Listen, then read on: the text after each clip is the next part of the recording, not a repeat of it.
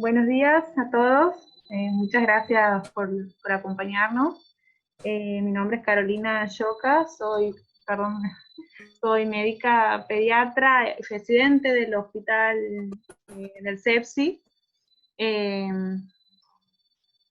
Antes que nada les quiero pedir a todos, por favor, que a los que todavía tienen los micrófonos abiertos, si lo pueden silenciar para que no haya interferencias.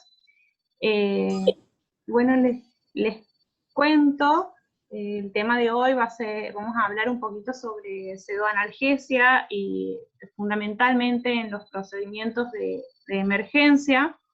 La idea es que manejemos más o menos todos el mismo idioma y podamos consensuar qué sería lo conveniente utilizar para los chicos según el tipo de procedimiento que le vayamos a hacer, fundamentalmente en emergencias.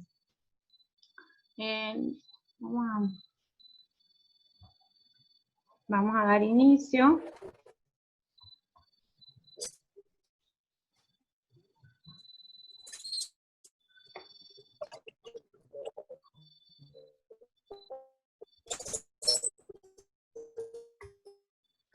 Una vez que finalicemos la presentación, podemos activar los micrófonos o por el chat si tienen alguna duda o quieren hacer algún comentario.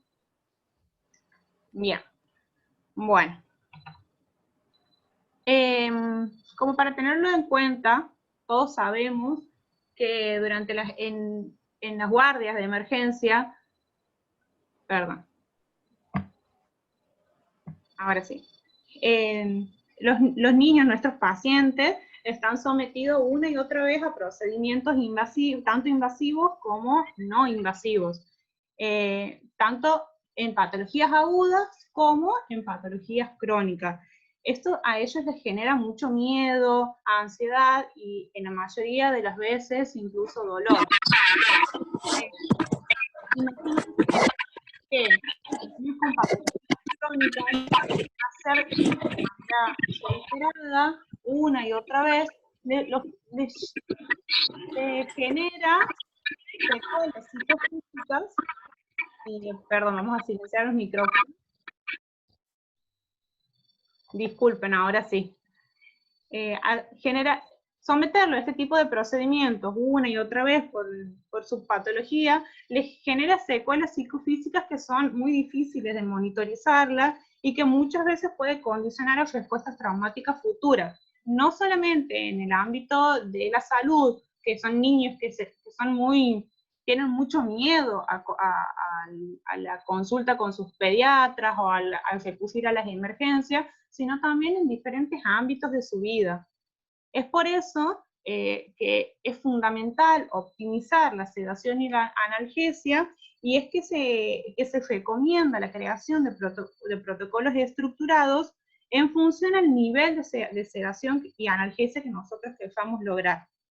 Está visto que la existencia y la adherencia a estos protocolos ha disminuido la morbilidad durante la pseudoanalgesia en los procedimientos. Vamos a recalcar, si bien los objetivos de pseudoanalgesia son similares a los adultos, tenemos por un lado en pediatría, calmar el malestar y el dolor físico que le puede generar el procedimiento, pero como un punto muy importante es controlar el movimiento y el comportamiento de los pacientes, para que de esta manera realizar el procedimiento sea seguro y no vaya a querer surgir un inconveniente o alguna complicación a causa de los movimientos o de las alteraciones del comportamiento del paciente. Básicamente lo que nosotros buscamos dando pseudoanalgesia es lograr que el paciente lo tolere el procedimiento con el menor dolor y ansiedad posible, siempre con la técnica y el agente más apropiado en un ambiente humano y seguro. ¿Sí? No tenemos que perder de vista el ambiente humano y seguro. Los niños, no porque sean chiquitos, no se van a acordar, ni después se van a olvidar y no va a pasar nada, tenemos que tratar de siempre ubicarlos en un ambiente confortable, preferentemente acompañados de sus papás, para que ellos es lo que les da seguridad. Sus papás son su seguridad en el mundo. Si nosotros les sacamos o los privamos de eso, lo vamos a generar una respuesta traumática que no tiene ningún sentido. Vamos a recordar algunas definiciones. Analgesia hace referencia a calmar el dolor, pero sin producir intencionalmente sedación. Hay muchos fármacos que, como un efecto adverso, produce, o mejor dicho, un efecto secundario, produce también algo de sedación. Por ejemplo, los analgésicos por excelencia son los opioides. Todos los opioides también generan cierto nivel de sedación. Sedación hace referencia a disminuir la actividad y la excitación. Y se caracteriza porque es un continuo, que va desde una sedación muy leve hasta una anestesia general. Hoy por hoy hablamos en conjunto de analgosedación. Siempre nos hemos acostumbrado a hablar de analgesia y sedación como dos conceptos, como dos sinónimos que en realidad no lo son. Hoy hablamos de analgosedación, que busca brindarle al paciente el mayor confort y seguridad posible. Por esto que les comentaba de que la sedación es un proceso, es que la Asociación Americana de Anestesia ha creado, o más bien ha definido, diferentes niveles de sedación, que van desde la leve, o también llamada ansiólisis, hasta la anestesia general. En el cuadrito nosotros podemos ver que en la sedación leve, lo que buscamos o lo que logramos es disminuir la aprehensión del paciente a ciertos procedimientos, pero tiene completamente conservado su nivel de conciencia, tiene respuesta verbal, y su vía aérea y su sistema cardiovascular están conservados. A medida que vamos avanzando en los niveles de sedación, vamos teniendo mayor compromiso de estos componentes. En la pseudoanalgesia moderada, la conciencia ya suele estar algo disminuida, pero el paciente puede tener respuesta verbal espontánea o ante estímulos suaves. Sigue aún conservada la vía aérea, la ventilación y el sistema cardiovascular del paciente. En la pseudoanalgesia profunda, la conciencia ha caído aún más. Es un paciente que es difícil de despertar, pero que generalmente se logra despertarlo haciendo estímulos repetitivos o estímulos dolorosos. No siempre, pero muchas veces es necesario la asistencia para mantener una vía aérea permeable y una ventilación. Por lo general, el sistema cardiovascular no está comprometido. Y por último, la anestesia general es un paciente que está completamente inconsciente, que no lo vamos a despertar con estímulo y que necesita asistencia para mantener su ventilación y su sistema cardiovascular. Vamos a hacer mención a la sedación disociativa, que es un estado de sedación, analgesia y amnesia, que se produce con una misma medicación y que se caracteriza porque preserva los impulsos respiratorios, los reflejos protectores de la vía aérea y la estabilidad hemodinámica. La única droga que puede producir este tipo de sedación es la ketamina.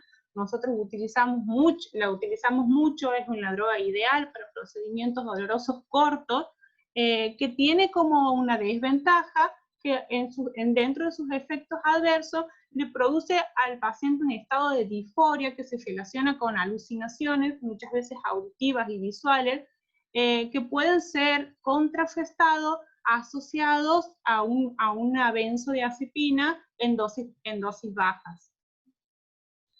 Ahora vamos a hablar un poquito más de la ketamina. Por esto de que les decía que los niveles, la sedación en sí es un continuo, que va desde una sedación leve y que puede ir profundizándose cada vez más, es que los médicos que vayamos a dar sedación tenemos que estar familiarizados con diferentes escalas que permitan monitorizar estos niveles. una de las más conocidas, de las más utilizadas, es la escala de Ramsay, pero existen otras también, como por ejemplo la de Comfort. En este caso, la escala de Ramsay lo que hace es, según la clínica del paciente, le otorga un puntaje y lo clasifica en sedación leve, moderado, profundo, general. La importancia es poder pesquisar, haciendo una buena valoración clínica, el cambio de un nivel de sedación al otro. Fundamentalmente, en esta escala, lo que se monitoriza es la conciencia, la actividad motora y la respuesta a estímulos, tanto táctiles como verbales. Para poder dar pseudoanalgesia de una manera segura, tenemos que cumplir con ciertos requisitos. Si bien son de manera, están numerados de una manera didáctica nada más, les voy a hacer mención a cada uno de ellos lo más importante, ¿sí?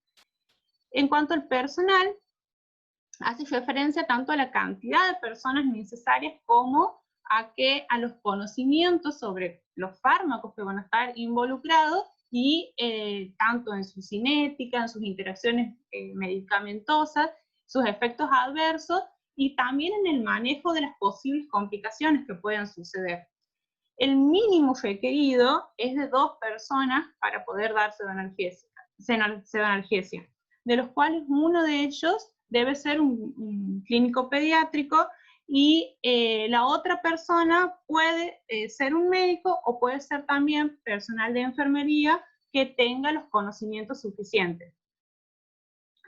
En cuanto a la evaluación del paciente, previo a la realización de la pseudoanalgesia, hay que hacer una anamnesis más bien siempre completa, pero más bien dirigida a los eventos que puedan ser causantes de desencadenar una complicación en el proceso de pseudoanalgesia.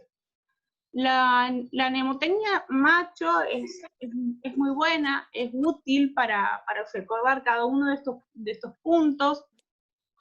La medicación previa hace referencia a si el paciente utiliza alguna medicación de base o si ha estado en contacto con alguna de las medicaciones que se le va a hacer, con la que se va a utilizar en la pseudoanalgesia, para saber si ha tenido o no algún tipo de efecto adverso. Las alergias, si tiene antecedentes de alergias medicamentosas. La C hace referencia a la comida, es decir, al ayuno, la última comida. Y este es un punto muy controvertido cuando hablamos de pseudoanalgesia en procedimientos.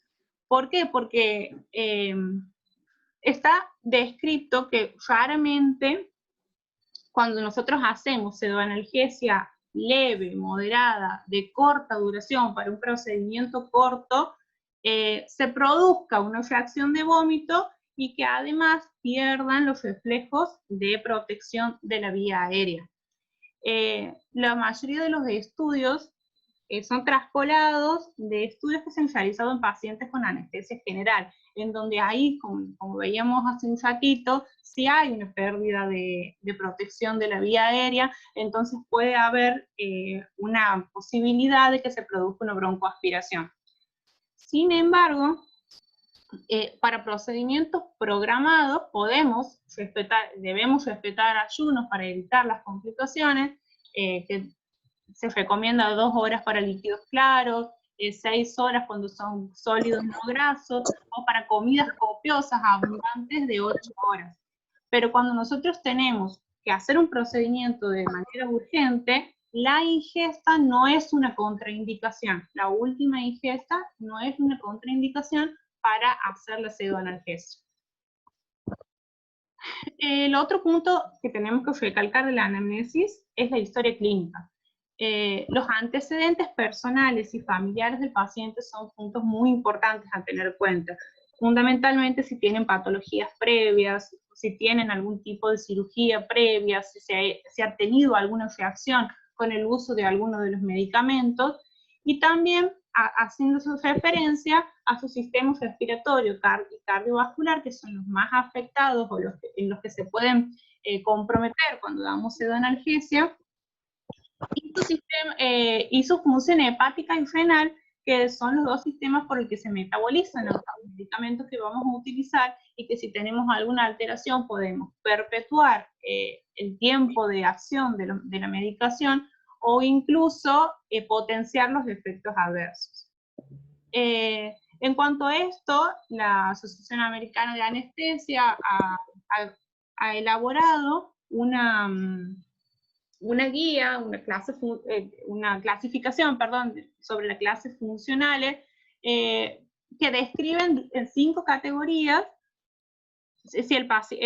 según la historia clínica de cada paciente.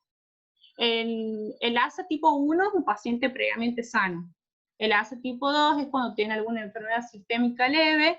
El 3 es cuando tenemos una enfermedad sistémica grave. 4 cuando hay amenaza de vida, y 5 cuando el paciente es moribundo.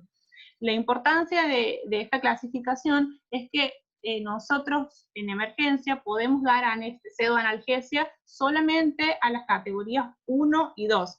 3, 4 y 5, los únicos que deberían dar pseudoanalgesia son los médicos anestesiólogos. Y por último, en la anamnesis, recalcar cuál ha sido el origen que ha llevado al paciente a requerir la pseudoanalgesia. Por ejemplo, un paciente que ha tenido un politraumatismo por un accidente de tránsito, y estamos por hacer pseudoanalgesia porque vamos a hacer un estudio de imágenes. El origen también nos va a orientar en la espera de posibles complicaciones asociadas a la pseudoanalgesia. En cuanto al examen físico, siempre el examen físico debe ser completo. Eso en todos los ámbitos. Sin embargo, el sistema cardiovascular y el sistema respiratorio son los que se comprometen generalmente cuando hacemos pseudoanalgesia, por lo que es a los que tenemos que tener especial atención. En uno de los atenidos anteriores, una compañera les ha recordado, mejor dicho, les ha hablado sobre la mnemotecnia Lemon, que nos sirve para puntualizar exactamente qué es lo que tenemos que ver de la vía aérea, para adelantarnos ante una posible vía aérea difícil, ¿sí? La L hacía referencia a mirar externamente al paciente a ver si en la anatomía podemos encontrar alguna alteración que pueda ser predecible de una vía aérea difícil, como por ejemplo alteraciones anatómicas en la boca, una microcetronatia, una macroglosia, que utilice aparatos de ortodoncia. Todos son puntos a tener en cuenta antes de realizar la pseudoanalgesia. Evaluar la regla del 3-3-2, que eran los 3 dedos de apertura de la cavidad oral, 3 dedos entre el mentón y el cartílago tiroides, y los 2 dedos entre el mentón y el hioides, y los 2 dedos entre la mandíbula y el cartílago tiroides. Si tenemos menos cantidad, o sea, están disminuidos en tamaño, es predecible que la ventilación sea difícil. La M es de la clasificación de Mallampati, que hace referencia a las estructuras anatómicas de la faringe, estando el paciente sentado y con la boca bien abierta, hace referencia a qué es lo que podemos ver. En la clase 1 vemos completamente todo el paladar blando, la úvula y los pilares. En la clase 2 ya no se ven bien los pilares. En la clase 3 solamente se lo ve el paladar blando, y en la 4 solamente se ve el paladar duro. Los médicos en emergencia podemos dar anestesia solamente a clases 1 y 2. En clases 3 y 4 ya es recomendable que lo haga personal entrenado en vía aérea difícil, que sería en este caso el médico anestesiólogo. Y la O hace referencia a posibles obstrucciones de la vía aérea y a la obesidad, que ambos son predictores de vía aérea difícil. Y por último, la movilidad del cuello, ya sea por factores externos, como por ejemplo un collar cervical que no se debería retirar, o por alguna patología que el paciente pueda tener disminuida la movilidad.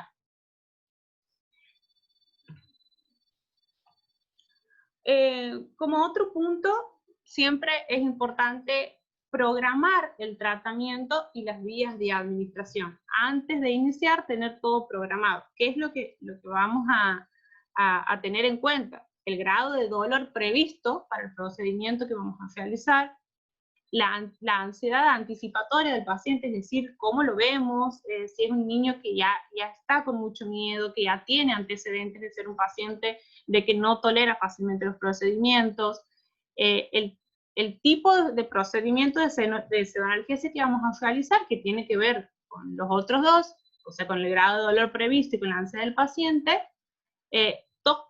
todas las características y factores del paciente, y como muy importante, la experiencia y las preferencias del profesional que vaya a realizar la pseudoanalgesia.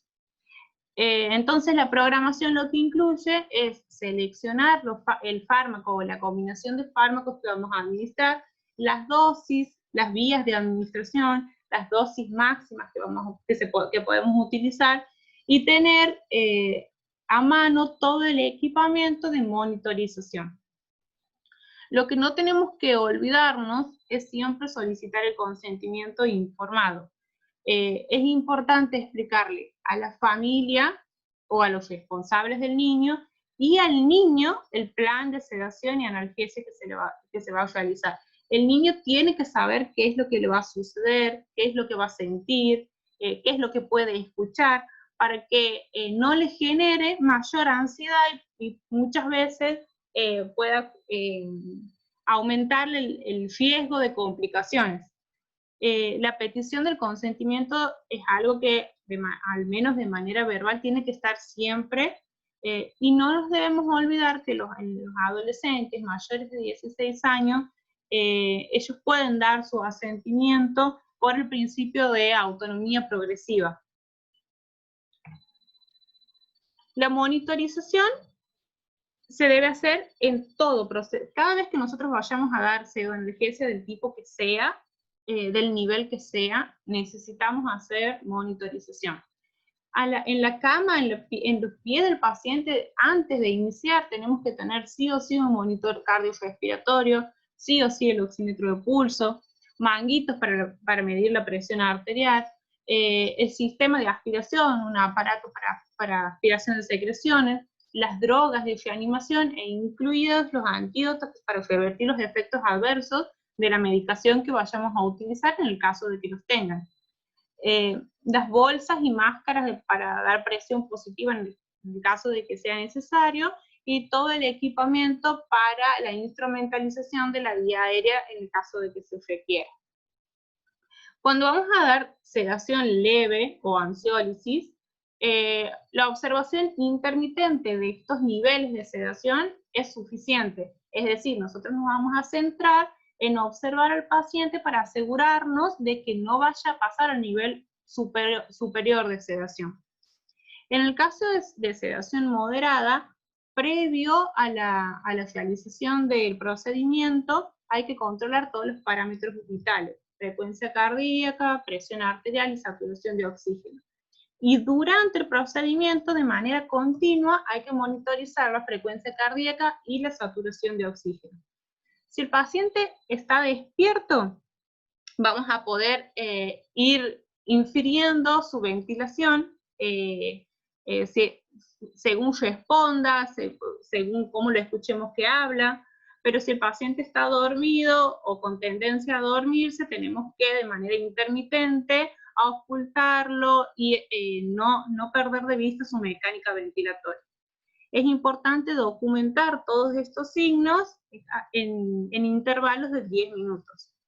La sedación profunda, previo es lo mismo, todos los signos vitales antes de empezar el procedimiento, pero la frecuencia cardíaca, la saturación y la ventilación deben ser las tres monitorizadas de manera continua.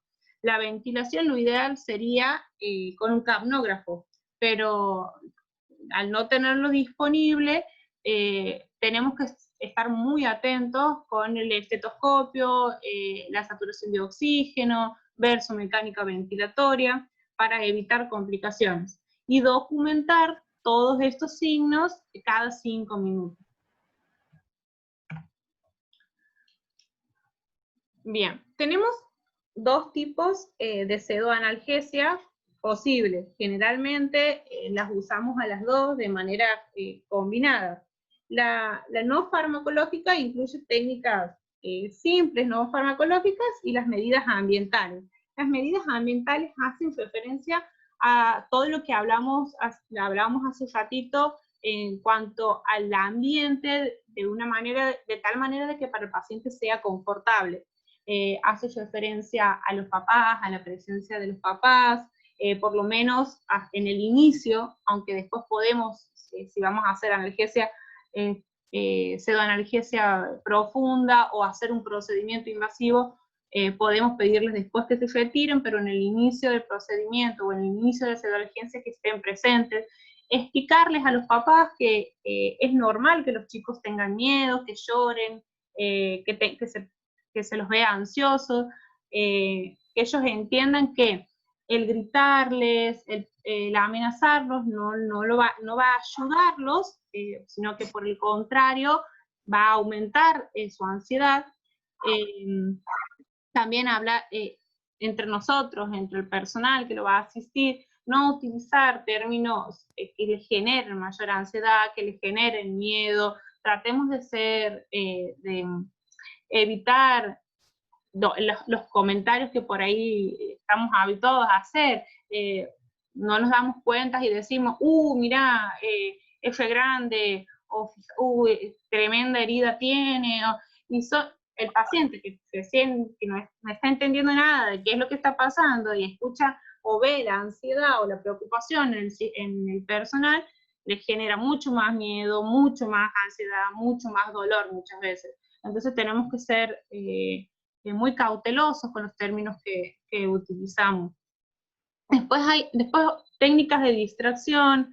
En los lactantes, el chupete, la succión en sí, está comprobado que genera cierto grado de disminución de ansiedad y de dolor.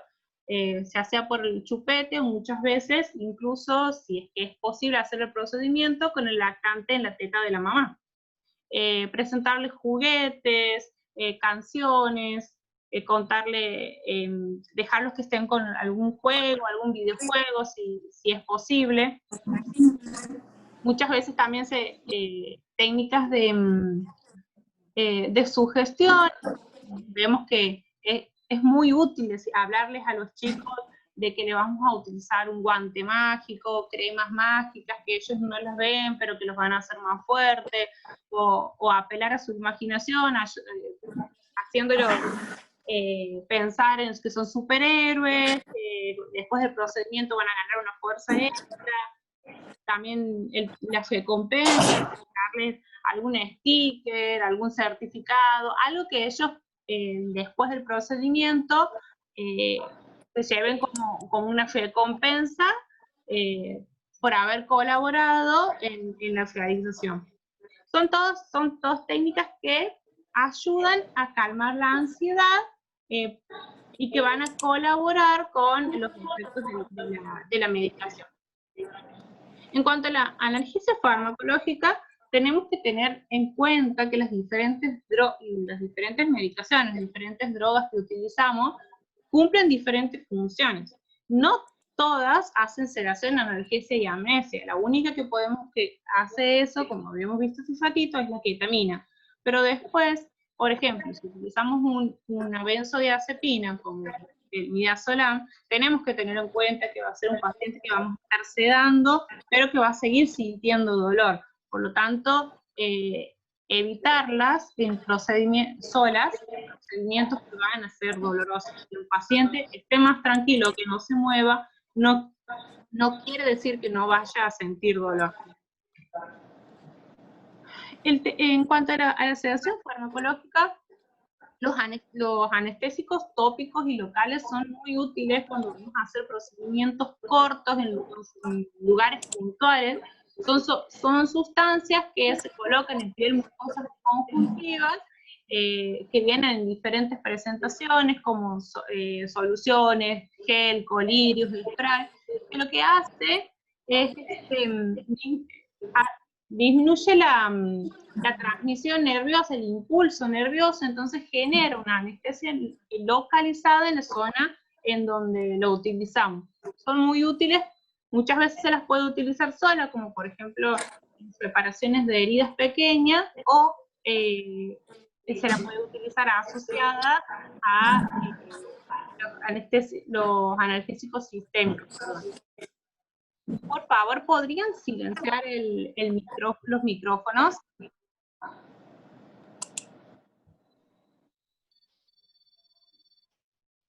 Perdón, muchas gracias. En cuanto a las benzodiazepinas, es un grupo farmacológico que lo utilizamos mucho en pediatría.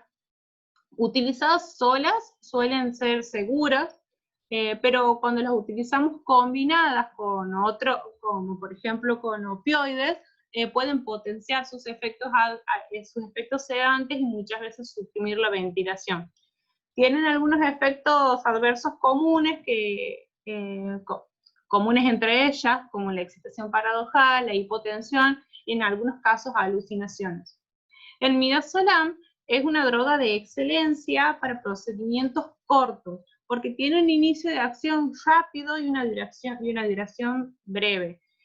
Si bien todas ellas dependen de la vía de administración en cuanto al comienzo de acción, el midazolam es una medicación que tiene un inicio de acción bastante rápido y que a las pocas horas se revierte completamente, el paciente vuelve a su estado fisiológico.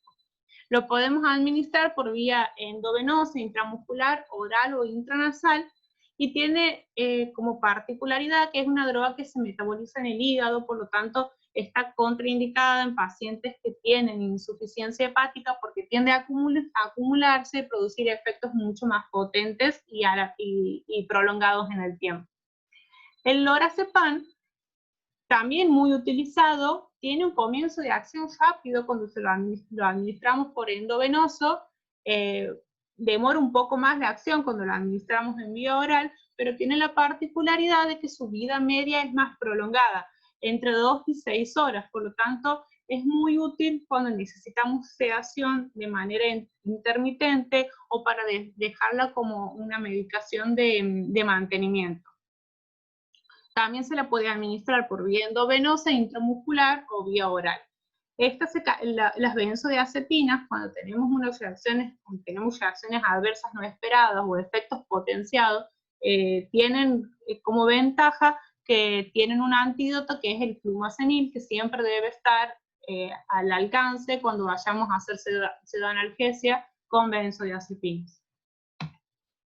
Los opioides, como les decía, son los analgésicos por excelencia, son de elección para el dolor intenso.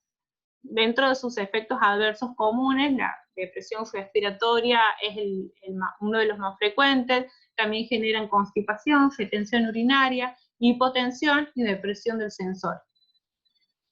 La morfina es una droga que utilizamos muchísimo en pediatría en diferentes prácticas, no solamente para procedimientos en urgencias, sino también como drogas de mantenimiento en internación. Tiene la particularidad que también es metabolizada en el hígado, por lo tanto hay que tener precaución en la insuficiencia hepática, y tiene la particularidad de que produce una gran cantidad de liberación de histamina. Esto al paciente, entre sus reacciones adversas, le puede generar prurito, que muchas veces es muy intenso, y también puede generar hipotensión en pacientes con alteraciones hemodinámicas. Por lo tanto, no es la droga de elección cuando nosotros tenemos un paciente que desde el inicio ya tiene alteraciones hemodinámicas. El fentanilo Por otro lado, es una droga que es sintética, es 50, 100 veces más potente que la morfina, y es el elegido en pacientes con inestabilidad hemodinámica porque tiende a producir menor cantidad de liberación de histamina que la morfina, mucho menos. Entonces, la probabilidad de que produzca la hipotensión es mucho menor. Estas drogas también tienen un antídoto que es la naloxona. En la ketamina,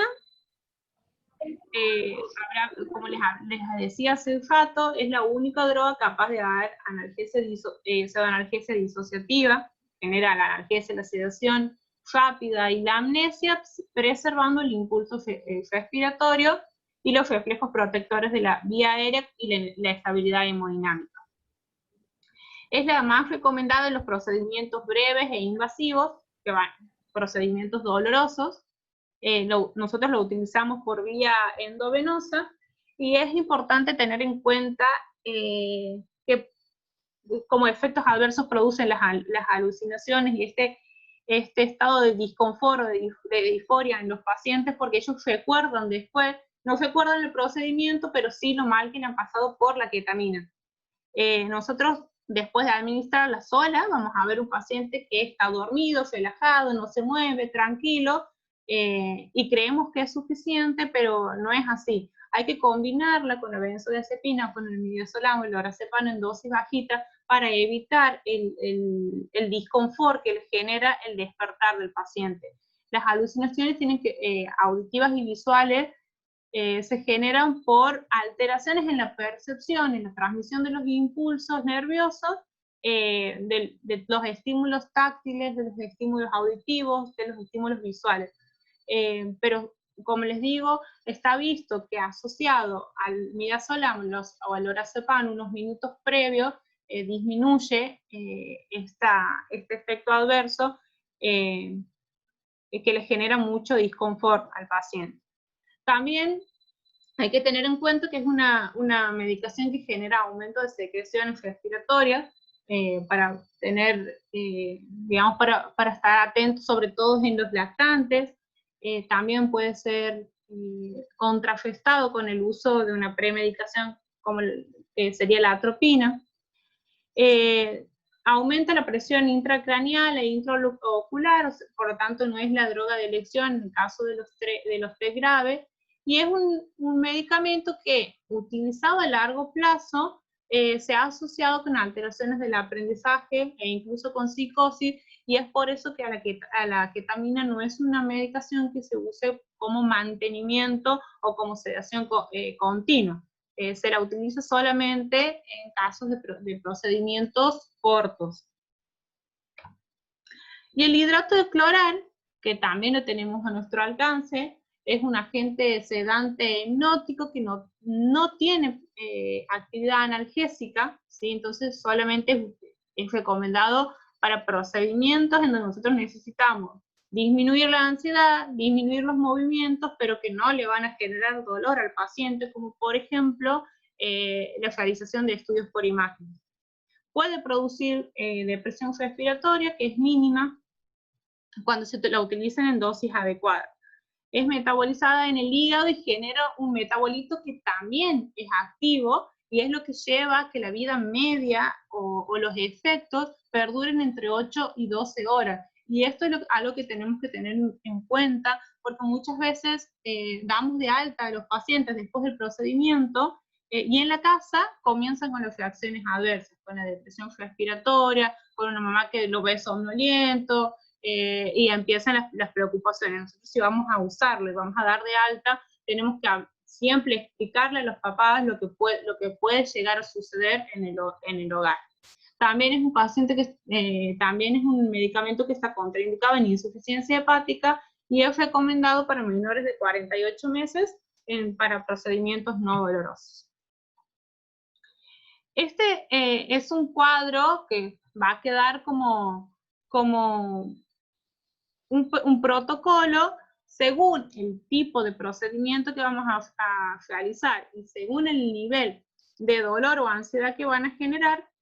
las drogas o las asociaciones que estarían recomendadas. Les voy a hacer referencia a algunas nada más, como por ejemplo, procedimientos no dolorosos, como para hacer un estudio por imagen, como resonancia o tomografía, para los bebés, los niños pequeños, o niños que colaboran, se pueden utilizar métodos no farmacológicos solos o con el hidrato de cloral. Cuando tenemos niños que no colaboran o que tienen una alteración neurológica, podemos utilizar los no farmacológicos y ahí asociarlos con el midazolam y ketamina o el midazolam por vía oral o intranasal si no tienen acceso venoso. Para las ecografías, electrocardiogramas o ecocardiografía, también es similar cuando en general los métodos farmacológicos son suficientes. Para niños que no colaboran o que no tengan integridad neurológica, se puede utilizar el midazolam preferentemente por vía oral o el hidrato de cloral. En los procedimientos que generen dolor leve o moderado o mucha ansiedad, como por ejemplo la remoción de un cuerpo extraño, se puede utilizar la anestesia tópica, sería lo ideal, ya sea por medio de parches o por medio de infiltración local. Por ejemplo, también para hablar del sondaje gástrico o sondaje vesical, que genera un dolor leve o moderado y sobre todo mucha ansiedad en los pacientes, tener en cuenta lubricar con anestésicos el sondaje.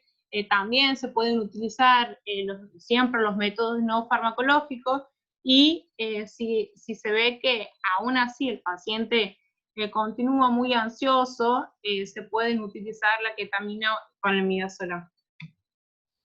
Para la punción lumbar, los recomendados son primero, como primera medida, el anestésico tópico local, y se puede utilizar el midazolam para disminuir la ansiedad. Y para la reparación de la laceración simple, los cierres adhesivos serían lo ideal. En procedimientos que van a generar dolor muy intenso o mucha ansiedad, como por ejemplo la curación de quemados, ya es necesario recurrir a analgésicos potentes como la morfina o el fentanilo o la ketamina asociada al midazolam. El acceso venoso central también, ketamina más midazolam.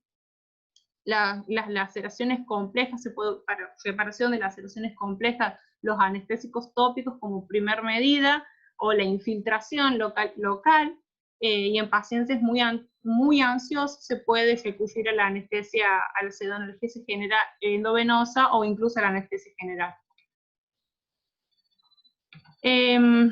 Hay algunas consideraciones especiales que tenemos que tener, como por ejemplo hablábamos de la ketamina, que hay que evitar el uso cuando tenemos un traumatismo encefalocraniano, sobre todo en los graves, y también tener en cuenta de administrar el midazolam como premedicación, o la atropina en los lactantes, o cuando tenemos una patología respiratoria de base.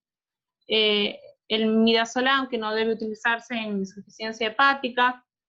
Lo que hablábamos del hidrato de cloral, que tiene una recirculación que genera efectos adversos prolongados.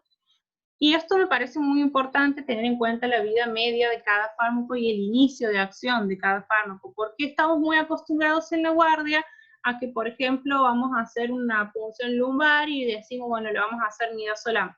Le hacemos midazolam, pasa 1 minuto, o hacele otro porque sigue despierto, pasan 2 minutos, hacele otra vez porque sigue despierto, y si no tenemos en cuenta el tiempo de inicio de acción del medicamento y la vida media, en algún momento toda esa medicación que le estamos pasando va a hacer efecto todas juntas y vamos a estar propensos a tener efectos adversos graves. Es por eso que dejo en este cuadrito de las diferentes drogas, el inicio de acción y la duración, teniendo en cuenta la vía de administración. Ahí podemos ver, por ejemplo, que el midazolam administrado por vía endovenosa, en 1 o 2 minutos tenemos el inicio de acción. Pero si lo administramos por vía oral, en 10 minutos recién estaríamos empezando a ver el inicio de acción. Entonces, de golpe tenemos un paciente que viene derivado de algún lado y que le han hecho lorazepam por vía oral, pero que sigue despierto, y nosotros aquí en la guardia le hacemos intranasal midazolam y sigue despierto, y le hacemos inmediatamente endovenoso, y de aquí a media hora el paciente lo más probable es que tenga una depresión respiratoria grave, producto de la acumulación de toda la droga que hemos utilizado. Por último, es muy importante cuando terminamos de hacer el procedimiento controlar la recuperación del paciente. ¿Qué es lo que vamos a controlar? La vía aérea y la función cardiovascular, que el paciente esté con un adecuado nivel de hidratación, que vuelva a su estado de conciencia normal. El paciente, para poder irse de alta, debe estar alerta, orientado, conocer a los padres, debe ser capaz de responder a órdenes simples, sentarse, caminar, si es que está en una edad de deambular. Es decir, debe volver a la situación basal anterior. Y nunca hay que olvidarse de informar a los familiares o a los cuidadores la posibilidad de que ocurra algún efecto adverso cuando estén en el domicilio. Y tratar en lo posible de que esto se lo entreguemos por escrito, que quede documentado para los papás qué es lo que puede llegar a suceder en el domicilio. Y no olvidarnos de hacer un seguimiento, una vigilancia en el plazo de las 24 horas siguientes. Este es un algoritmo como que resume todo de lo que hemos hablado. Tener en cuenta siempre entonces que para darse de analgesia lo fundamental es que el personal sea adecuado, tanto en cantidad como con el entrenamiento y el conocimiento necesario. Evaluar al niño de manera adecuada para tener y prestar especial atención a la posibilidad de la vía aérea difícil. Si tenemos alguna alteración, si tenemos algún faltante en estos dos puntos, no debemos realizar la pseudoanalgesia nosotros solos, debemos avisar al personal entrenado, que en este caso sería el anestesista. Tenemos que siempre programarlo al tratamiento antes de hacerlo, explicar a los niños y a los padres qué es lo que va a suceder, solicitar el consentimiento informado, tener todo el equipo preparado y las drogas de reanimación incluidas, colocar en el caso de la guardia el acceso venoso, la monitorización previa y durante, titular, es decir, ir administrando las drogas de menos a más según el efecto que necesitemos conseguir, y por último el control y la evaluación de la recuperación del paciente. Bueno, como para concluir, volver a hacer hincapié en esto de que los niños, por más que sean chiquitos y que o lo veamos al lactante, que no se expresa, no tenemos que perder de vista que los procedimientos les generan dolor, que les generan ansiedad, que pueden generarles algunas alteraciones a futuro, y nosotros haciendo una pseudoanalgesia a conciencia podemos disminuir todo este malestar en los chicos. Así que tenerlo en cuenta, no querer hacer cosas heroicas, si no podemos, si no estamos capacitados, pedir ayuda es muy importante, y bueno, siempre para el bien de nuestros pacientes. Muchas gracias, eso es todo. No sé si tienen alguna duda, algún comentario. Pueden activar sus micrófonos o por el chat.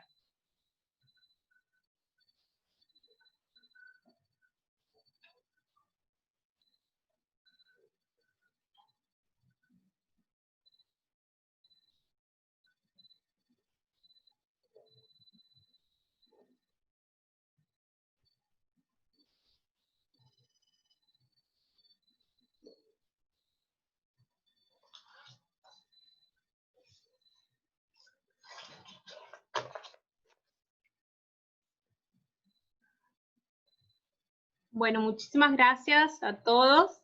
Si no hay dudas o comentarios, digamos, por finalizado. Lo pueden volver a ver en el canal de YouTube. Bien, lo pueden volver a ver la presentación por el canal de YouTube. Gracias a todos y hasta la próxima.